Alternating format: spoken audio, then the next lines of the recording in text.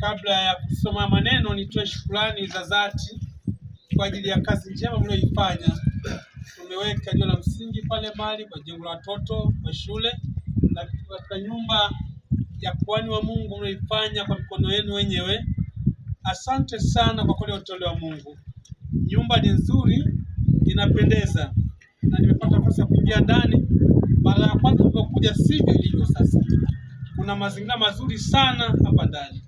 Asanteni sana kwa sadaka zenu, asanteni kwa kujitoa na kumjali Mungu, lakini pia kuijali madhabahu yake. Bwana Yesu abariki. Msizimie kabisa katika kutenda haya yaliyo mema kwa ajili ya kanisa la Mungu.